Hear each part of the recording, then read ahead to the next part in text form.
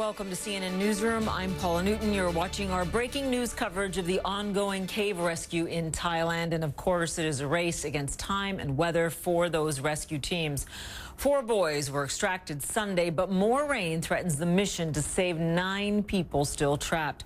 Now, the rescued boys were rushed to a hospital while their 8 teammates and football coach remain stranded. Doctors are assessing their health, and divers are gearing up to restart that rescue. Now, the mission was put on hold overnight. Crews are now refilling oxygen tanks, resting, and planning their next move as an entire nation is praying they bring everyone home safely. For the latest now, CNN's David McKenzie joins us once again from northern Thailand. And David, we're at that break now. So Thai officials had said it'd be between 10 to 20 hours. We're at about 12 to 14, depending on when they were able to start their restaging. Have you heard anything else about when they will be ready to re-enter that cave?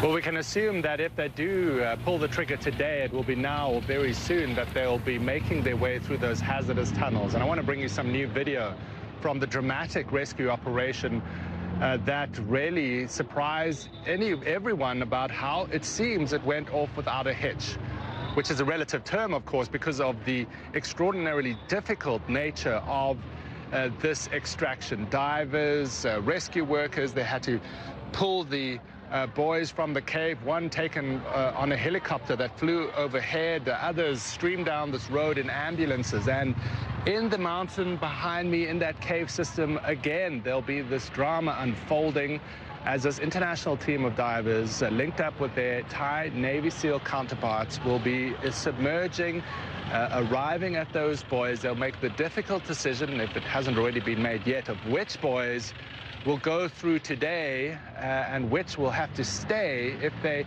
follow the same pattern that they did yesterday, with 2 boys emerging kind of 10 minutes apart. 2 hours later, another 2 boys 10 minutes apart. They've practiced this.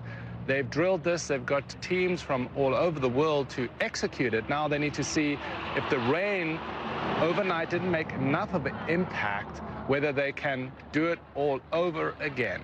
Paula? And we certainly hope they can, David. In terms of the 4 boys that were taken out, what do we know about their condition and what is going on with them now as they remain in hospital?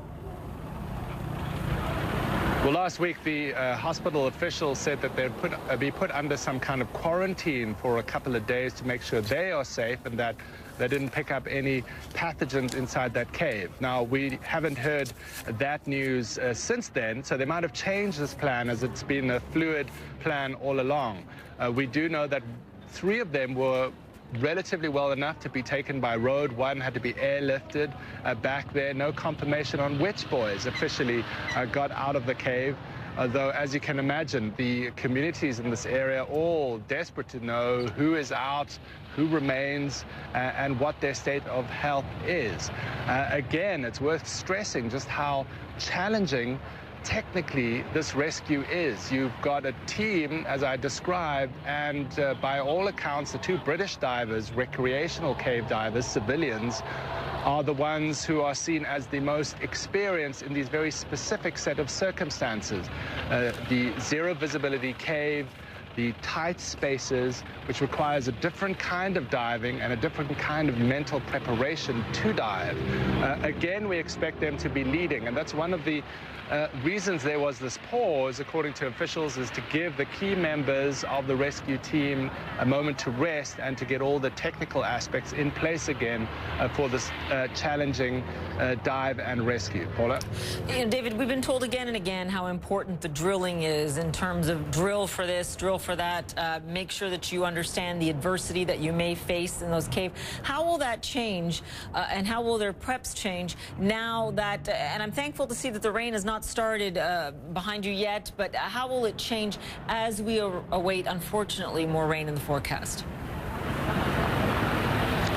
Well, that depends. I mean, the worst case scenario for the boys would be that there's so much rain that they have to pause the rescue attempt completely because the inundation or necessarily the flow of the water there in the cave system is too rapid or too challenging for them to negotiate. That would be possibly the worst case scenario. There might be some temptation for them to speed up their systems because of that rain that is scheduled in the coming days. But they have been very methodical, at least publicly, about this system that they've put in place. As you say, they drilled it extensively, and according to the governor, managed to beat their own time assessment on getting these boys out. So one is hopeful that they will do it again with such relative efficiency today. Yeah, absolutely. And hopefully there were lessons learned from the way it went off the first time because it was so successful. Again, excruciating wait for those families. David McKenzie there for us near the entrance to that cave, and we will get more updates from him in the next few minutes. Appreciate it, David.